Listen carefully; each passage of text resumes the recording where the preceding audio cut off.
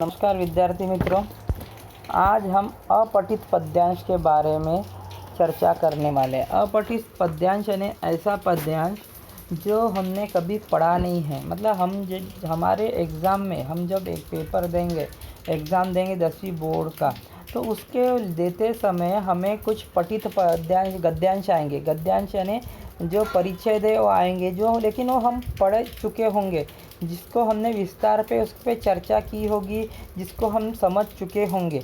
लेकिन परीक्षा में कुछ ऐसे भी पद्यांश आएंगे और गद्यांश आएंगे।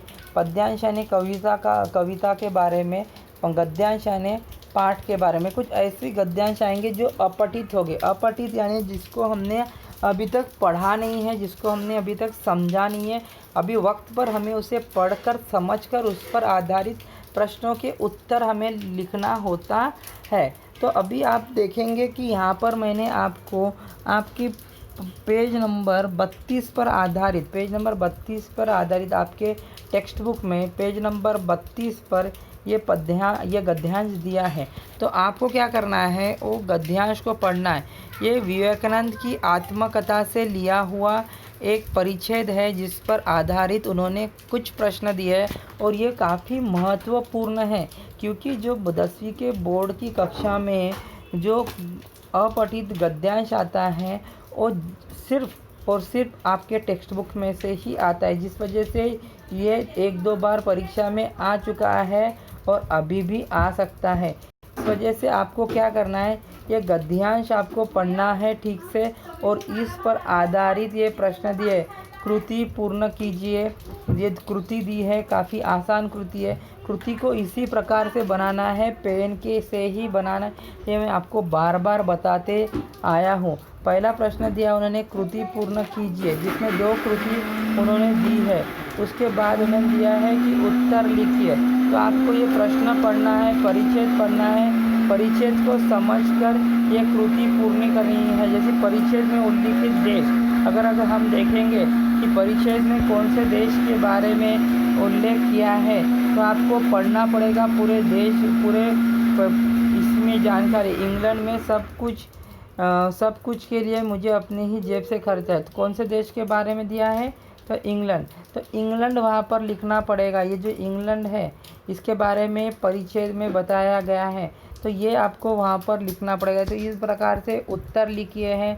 फिर है निर्देशानुसार हल कीजिए। मतलब जैसे उन्हें निर्देश दिए, निर्देश यानी सूचना दिए, उसके आधार पर परिच्छेद को पढ़कर समझकर ये लिखना है। जैसे स्वयं की रक्षा करना, उसको क्या कहते हैं, निम्नलिखित अर्थ से मेल खाने वाला शब्द, मतलब आत्मरक्षा कह सकते हैं हम। जैसे स्वयं की रक्षा करना यानी आत्मरक्षा, अगर वो शब्द होगा तो परिच्छेद में से देखकर वो शब्द लिखना। एक ही शब्द आएगा उसका उत्तर, एक ही शब्द में उसके उत्तर आपको लिखना है, लेकिन परिच्छेद में ढूंढकर लिखना है। दूसरे के उपकारों को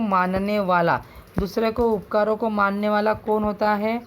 जो अगर हम अभी परिच्छेद पढ़ते हैं तो आपको परिच्छेद में दिखेगा कि सहायता की प्रतीक्षा न करता है, मैं किसी की प्रत्याशा नहीं करता, इस दुनिया से मदद की प्रार्थना करने में मुझे कोई अधिकार नहीं। अतीत में जिन लोगों ने मेरी मदद की या भविष्य में जो लोग मेरी मदद करेंगे, मेरे प्रति उनके मन में, सबके मन में करुणा यानी दया, इसका दावा कभी नहीं किया जा सकता। इसलिए वैसे भी लोग कृतज्ञ, अभी मैंने आपको जो बोला है ना, दूसरों की उपकार मानने वाला वो कृतज्ञ होता है। क्या होता है? कृतज्ञ होता है। परीक्षा की चिंतित हूँ, लेकिन ये जानने, मैं अभी पूरा नहीं पढ़ रहा हूँ, मैं सिर्फ आपको समझाने का प्रयत्न कर रहा हूँ कि इस प्रकार से एक ही शब्द उस प्रश्न के उत्तर होता है। आपको पूरा का पूरा लिखने की ज़रूरत नहीं है, एक ही शब्द भी लिखा तभी आपको 1 मार्क उसमें मिल जाएगा। ठीक है, तो ये हो गया अर्थ लिखना। फिर लिंग पहचान कर लिखिए कि ये कौन सा लिंग है। जे पुल्लिंग है, स्त्रीलिंग है। हाँ, लिंग तो ही प्रकार के ज़्यादा होते हैं। साहित्य कौन सा है, पुल्लिंग है, स्त्रीलिंग है, ये लिखना है। फिर कृतज्ञता के संबंध में अपने विचार लिखो। कृतज्ञ व्यक्त करना, किसी का आभार व्यक्त करना, इसके बारे में अपने विचार व्यक्त। आपको क्या लगता है इसके बारे में कि हमें अगर किसी ने मदद की तो उसके बारे में उसके लिए हमें कृतज्ञता व्यक्त करनी चाहिए या नहीं, ये आपको लिखना है, अपने विचार यहाँ पर प्रकट करना है। तो आप अभी क्या करना है, इसको ध्यानपूर्वक पढ़कर ये कृति को आपको छुड़ाना है और इसे व्हाट्सएप के ग्रुप में भेजना है। ठीक है, धन्यवाद।